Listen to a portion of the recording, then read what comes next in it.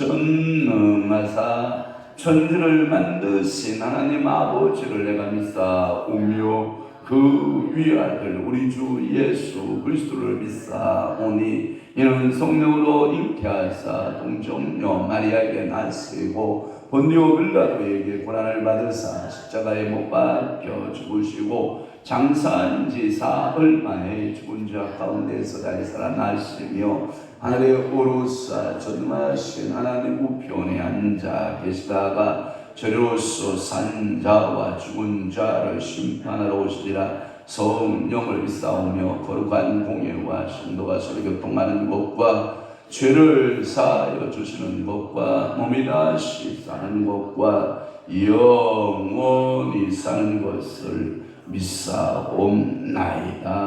아멘. 자주 책망을 받으면서도 목이 곧은 사람은 갑자기 패망을 당하고 피하지 못하리라. 의인이 많아지면 백성이 즐거워하고 악인이 권세를 잡으면 백성이 탄식하느니라. 그렇습니다. 오늘도 우리가 책망을 받을 때 목을 곧은 사람같이 행하지 않게 하시고 목이 곧은 사람은 갑자기 패망을 당하고 피하지 못한다라고 말씀하고 있습니다. 성령 하나님이요, 우리가 책망받을 때 우리의 목이 겸손으로 하나님 아버지 축복하여 주옵소서. 의인이 많아지면 백성이 즐거워하고 악인이 권세를 잡으면 백성이 탄식한다 했사오니 주여 이제 육선 대선 가운데 하나님의 마음에 합한 사람, 하나님의 뜻에 합한 사람을 세우셔서 참으로 하나님이 원하는 나라가 되고 하나님이 원하는 이 조국이 되도록 성령 하나님 온전히 사로잡아 주옵소서.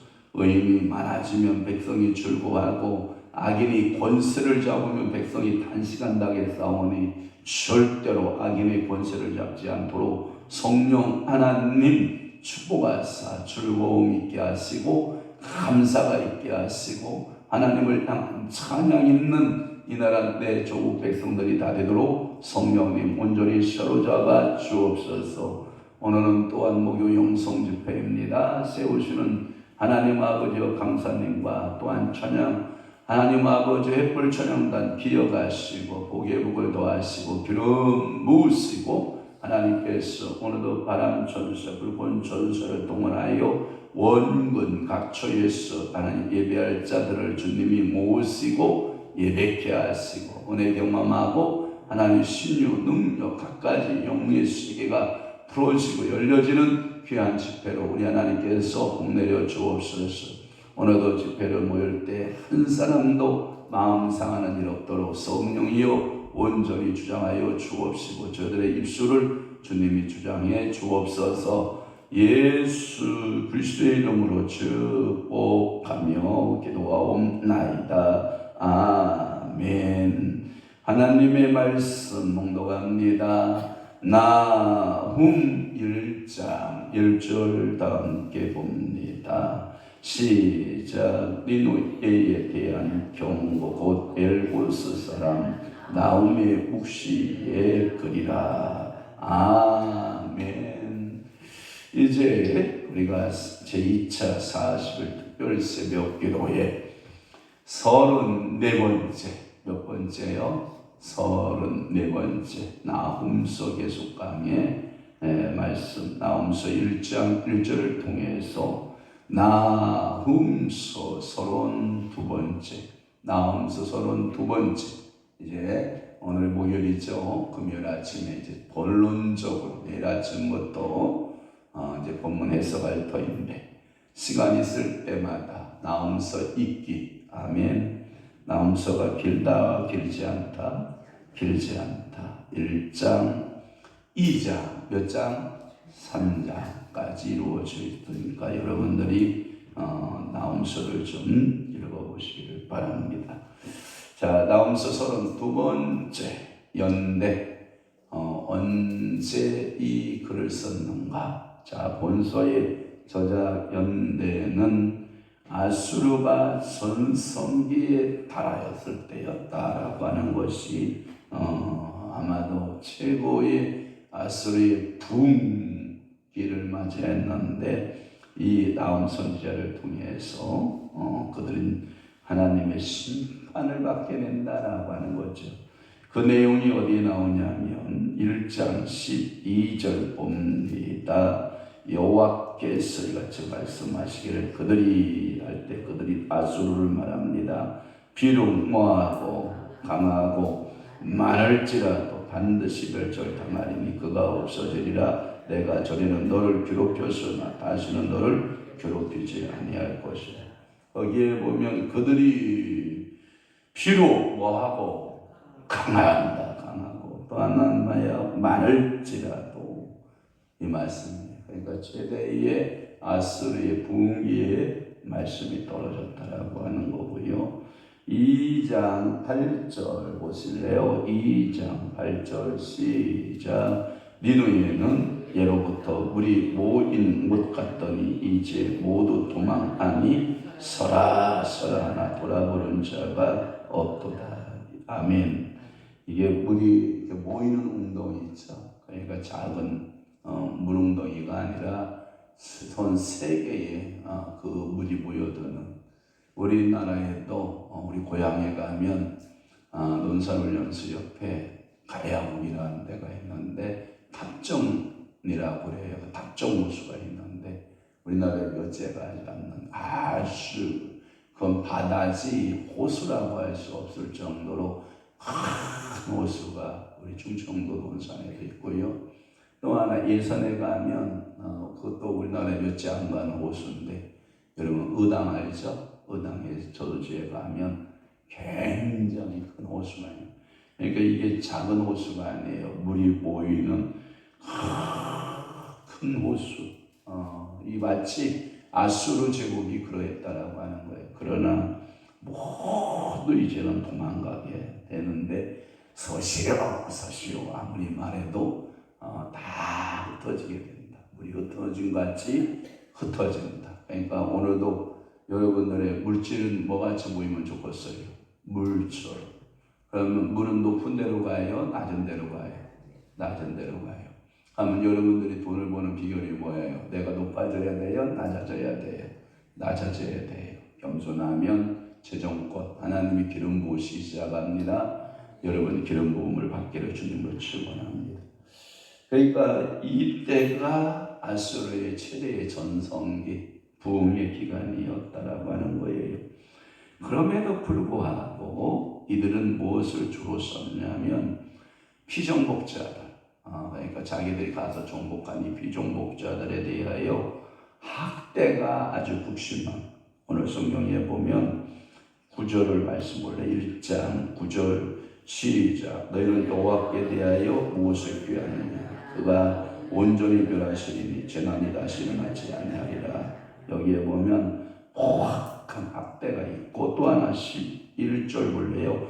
시작. 여호와께 악을 귀하는 한 사람이 너희 중에서 나와서 사악한 것을 권하는도다. 또 하나 3장으로 가면 3장 1절 시작. 과있을 진저 피의 손이요 그 안에는 거짓이 가득하고 포악이 가득하며 탈취가 떠나지 아니하는도다. 아멘. 4절 봅니다. 시작. 이는 마술에 능숙한 미모의 음녀가 많은 음행을 합니다. 그가 그의 음행으로 여러 나라를 미혹하고 그의 마술로 여러 족속을 미혹하느니라. 이렇게 피정복자들을 미혹하고 학대하고 폭정을 가하고 폭력을 가하는 아주 능수능란한 거죠. 이걸 보고 우리 속담에 이런 거죠. 저 여자는 꼬리가 몇 개? 9개. 그러니까 구미호야 하죠. 꼬리가 9개. 아주 그냥 능수능란. 웬만한 사람을 갖고 노는 거죠. 이러한 폭정을 행했던 사람의 모습을. 유다 왕국을 강압을 가하였고 유다 왕국을 괴롭히는데도 능수능란한 아주 폭력적이고 아주 공포스러운 이 아수르 군대가 들어오면 우리가 배웠잖아요. 마치 그들의 말은 메뚜기 떼처럼 몰려오는데 아주 피정복자들이 오줌을 지금지금 싸고 도망갈 정도로. 그러니까 싸울 만한 여력도 없는 거예요. 그 군대가 떴다 그러면 다 그냥 손들고 나가는 거예요. 왜? 살기 위해서. 그러면 또 어떻게 해요? 남자들은 또 다 도륙해요. 다 죽여요. 그러니까 이게 폭력의 도구, 이게 살육의 도구가 되는 거죠. 그런 시기에 이 주전 633년 BC 612년경에 이 나훔 선지자를 통하여 글을 썼다. 이 글이라는 말을 원래는 그 시온 성경에 보면 표준 성경에 보면 그 묵시의 책이라 이렇게 돼 있어요. 그런데 이 나훔서가 제가 참고서를 보니까 해석하기에 있어서 굉장한 난제 코스들이 많다. 난제 해설이 많다. 어려운 책이다. 그 예언의 말씀을 풀어가기가 쉽다, 어렵다. 그리고 또 글이라고 그래서 묵시의 글 또는 책이라고 이렇게 소예언서 중에 12소연서 중에 유일하게 나는 책이다, 글이다 이렇게 표현한 것이 매우 특징적이라는 거예요. 이 나훔서 한 곳밖에는 그렇게 표현한 것이 없다는 거죠. 그러니까 오늘도 이상을 본 거, 환상을 본 거 그렇게 되어 있거든요. 그런데 우리는 뭘로 되어 있냐면 묵시의 글, 묵시로 되어 있는데 이 묵시를 나훔의 환상 또는 나훔의 이상이다 이렇게 해석하는 게 좋죠. 더 정확한 것은 나옴의 명상, 뚜렷한 상을 보여준 우리 신학교 때 우리 교수님이 가르쳐 줄 때 이런 말을 하더라고요.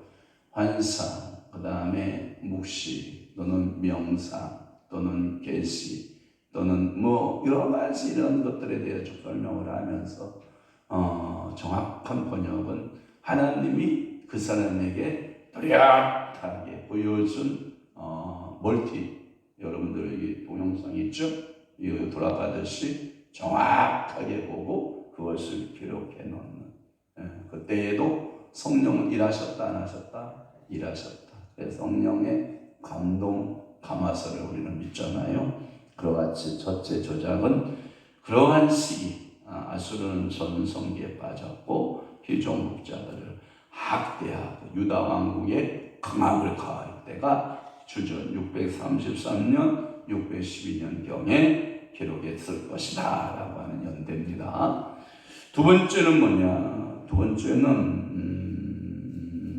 본서의 특징에 대해서 이 나훔서도 소예언서 중에서 가장 높은 위치를 차지하는데 이 높은 위치를 차지하는 것은 뭐냐면 어려워요. 해석이 쉽다 어렵다? 어렵다. 요나서 같은 경우는 예언서의 말씀이고 그 역사적 말씀이기 때문에 굉장히 해석이 쉬워요. 그런데 나훔서만 봐도 이게 전부 예언적으로 이루어지거든요. 그러니까 예언서 말씀을 풀기가 쉽지 않죠. 여러분들이 신약 성경을 보면 예수 그리스도의 사복음서 굉장한 영적 의미가 있거든요. 그러나 역사서, 그 사도행전을 보면 쉽게 풀릴 수 있고 교리서, 로마서 쉽게 요한계시록에 가면 이 예언서의 말씀이 있는데 이게 쉽게 풀리지 않아요. 그래서 요한계시록 또는 요한묵시록 여기도 뭐라고 되어 있어요? 니누에 대한 경고 곧 엘고스 사람 나움의 묵시의 글, 묵시의 책이다 이런 말로 여러분들에게 소개하고 싶은 거예요. 또 이 특징적인 것만을 좀 몇 가지 살펴보면 첫째는 뭐냐면 예언적이에요. 하나도 역사가 들어있지 않아요. 그러니까 이게 예언 1세기의 책이라고 하는 거예요. 예언 도중에 어떠한 역사적 부분이 있다거나 이사야는 그 역사를 통해서 예언을 많이 하거든요. 제가 아침에 묵상을 하고 이렇게 하고 있었는데 이런 기도를 하더라고요. 자 봐봐요. 우리가 어제 저녁에 미가서 있잖아요. 미가서의 동급의 선지자 아모스, 하박국, 이사야, 미가 이렇게 한 무리의 시대의 예언의 시대가 열려요. 그런데 오늘 본문에 나훔, 그 다음에 에레미야, 그 다음에 하박국, 그 다음에 스바냐 이런 무리의 예언의 무리가 이렇게 서게 돼요. 제가 이렇게 묵상한 거예요. 하나님, 이러한 무리를 통해서 하나님이 쓰임받는 무리를 택하거든요. 제가 우리 동기들을 생각해 봤어요. 우리 신학 동기들을 이렇게 생각하면서 한 무리를 쓰임받은 사람들이 누군가를 이렇게 추억해 보니까 여러분들이 아시겠지만 여기 윤석정 목사님이 우리 그래도 동기 중에서 이렇게 쓰임받는 목사님이시고 또 하나 여러분들 가끔마다 들어보셨나 모르겠는데 양병희 목사라고 여러분 설교 들어보셨을 거라고 생각이 되는데 방금 설교하시는 분인데 그러한 영적 무리들이 이렇게 한 무리가 쓰임받고 또 한 무리가 쓰임받고 이렇게 한 무리가 쓰임받는 거예요. 그래서 제가 기도하잖아요. 하나님, 나는 어느 쪽의 무리에 속해 있나요? 그러니까 오늘 본문 속에서도 나훔, 예레미야, 하박국, 스바냐 이 무리에 또 한 무리로서 복음 사역에 쓰임받는 거. 여러분들이 이러한 그 기도가 여러분들의 간구가 됐으면 좋겠어요. 주여, 우리를 써주세요. 영적인 무리에 하나님 앞에 뚜렷한 선을 받는 우리 사모가 아멘 해줄 건데 아멘 안 해주는데 야, 인마 똑바로 설교해봐. 이런 스타일이야. 그러니까 이게 그냥 비전과 꿈을 얘기하면 여러분들이 아멘, 아멘, 아멘. 그래서 한 우리들로서 이렇게 쓰임받는 하나님의 사람들. 아멘, 아멘. 동의 좀 해줘봐. 오늘 새벽부터 지금 용기 좀 줘봐. 그러니까 이렇게 쓰임받기를 축복합니다. 그래서 이렇게 하나님이 영적 무리들을 세우는 것 같아요. 하나님이 쓰는 게 좋겠어요? 안 쓰는 게 좋겠어요? 쓰는 게 좋지. 또 하나, 호세아는 개인 가정사의 체험담이잖아요. 그렇죠? 그러니까 호세아서 풀기가 쉬워요. 이게 참 쉬운데, 그러나 이 나홈서는 모두가 전체적으로 예언서로 일관하고 있다라고 하는 것. 그러니까 하나님이 어떻게 여러분들이 풀어줄지는 모르겠지만 여러분들의 이 말씀이 예언이 풀려지기를 축복하는 거예요. 또 하나는 두 번째 특징이 뭐냐면 이 예언이 매우 시어적이에요. 시적이란 말이에요. 시적 예언서라 불리워요. 제가 얘기했잖아요. 성경에서 가장 풀기가 난이한 것이 뭐냐? 역사서냐? 아니면 어떠한 인물에 관한 설교냐? 아니면 사건에 대한 설교냐? 제가 여러분들 누누이 말했죠? 시적인 표현이 어려운 거예요. 이야, 제가 새마을 시장에 볼 일이 있어서 걸어오다가 요 앞에 목공 이렇게 만드는 친구가 있더라고요. 난 동남아 계통의 아인가 처음에 그렇게 생각을 했어요. 사장이 젊죠? 동남아 계통의 스타일의 아이잖아요. 사장이 약간 그렇게 생겼는데 뭘 이렇게 만드는데 뭐 나무 흠결 같은 것을 그대로 만들고 그대로 만들 이 나무가 이 작품이 영 시덥지가 않은 거예요. 그래서 제가 일부러 이렇게 나무의 생김새를 그대로 모양을 살려서 일부러 이것을 작품화한 것인가요? 라고 그러니까 이 사장이 귀가 쫙 커졌어. 그러더니 뭐가 열렸어? 입이 열렸어. 이제 알아보는 사람이 왔다 이 말이야. 의미 하나하나에다가 작품 하나하나에다가 의미를 부여하고 설명을 하니까 너무 잘 맞는 거야. 근데 웬만한 사람들은 그걸 알아본다, 못 알아본다.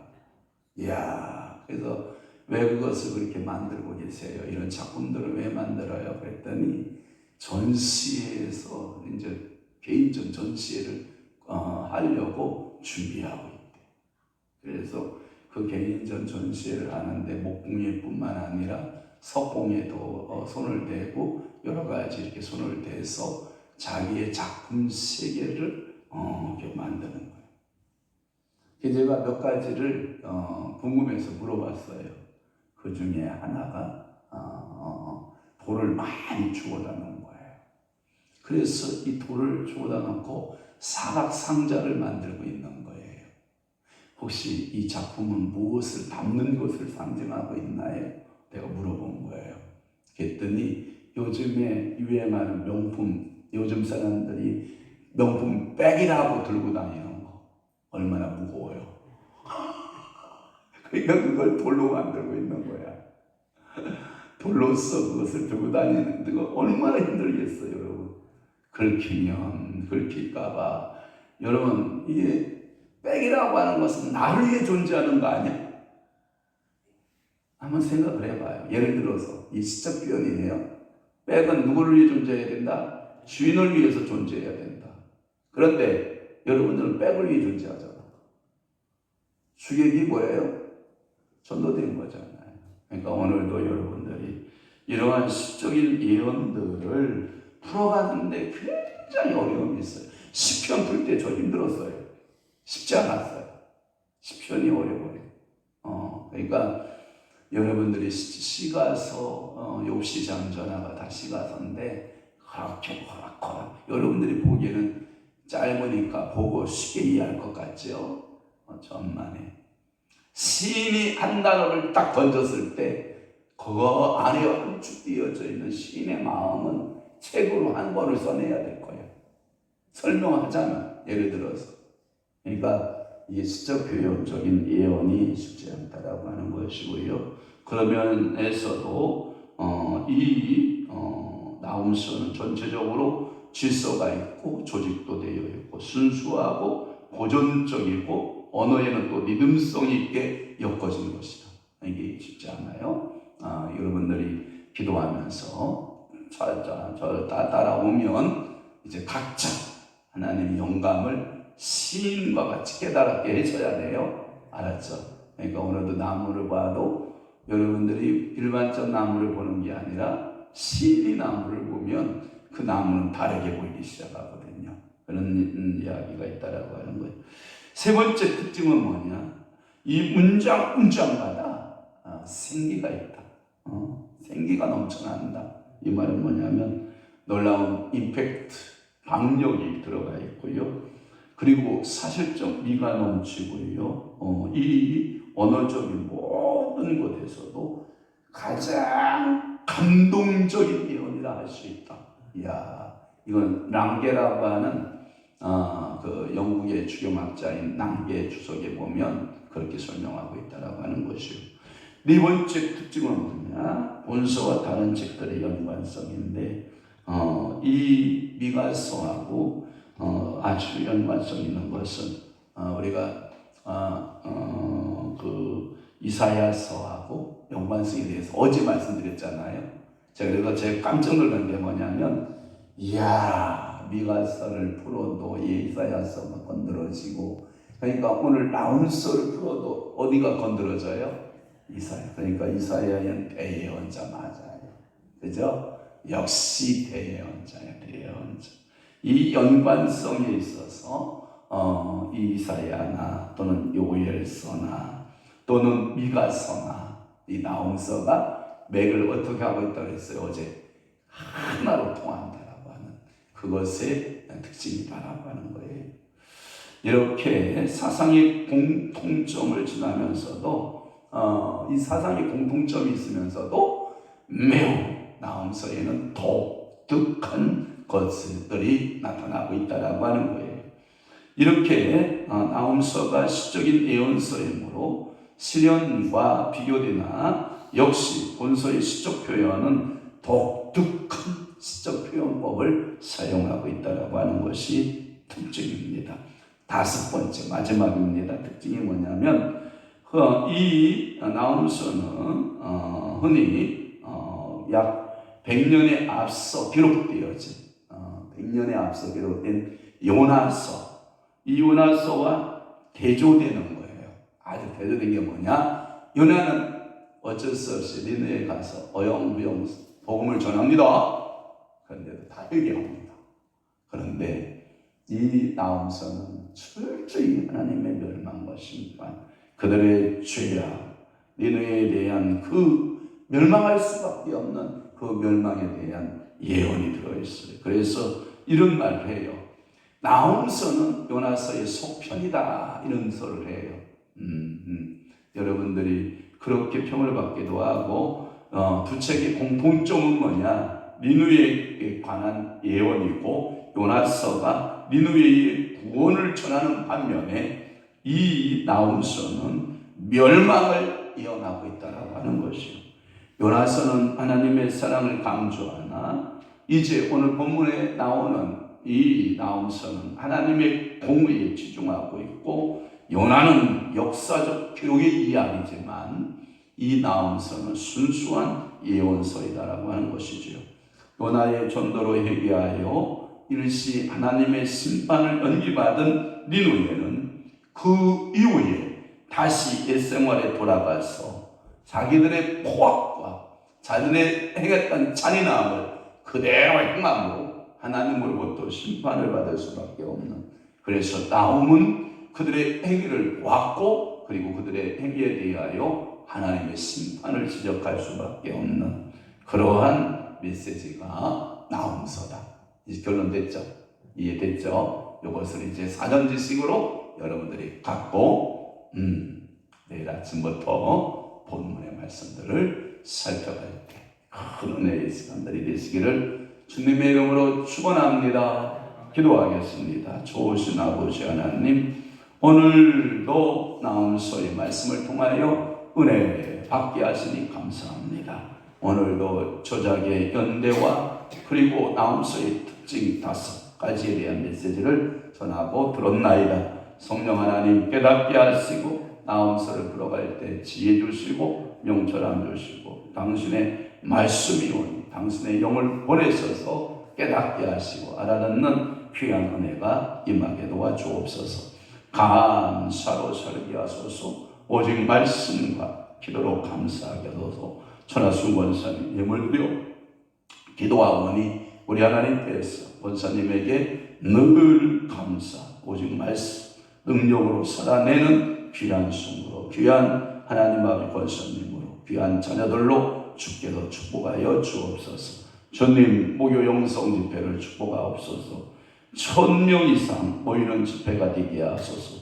모든 이들이 은혜 받고 성령 충만케 하시옵소서 하고 저와 우리 사모와 성님이 성이가 예물드려 기도하오니 하나님 목요 영성 집회 복되게 하시고 한국교회와 세계교회에서 유명한 영성 집회로 성장하고 부흥하는 집회 되도록 우리 아버지가 복 주시고 은혜 내려 주시옵소서. 이제는 우리 주 예수 그리스도의 은혜와 하나님 아버지의 극진하신 사랑하심과 성령님의 감화 교통 내주유 역사 충만하심 오늘도 나오면서의 말씀들이 풀어가며 또 우리 밖으로 사모하는 사랑하는 귀한 성도들 심령 위에와 교회 위에 이제부터 영원토록 함께 있을지어다. 아멘.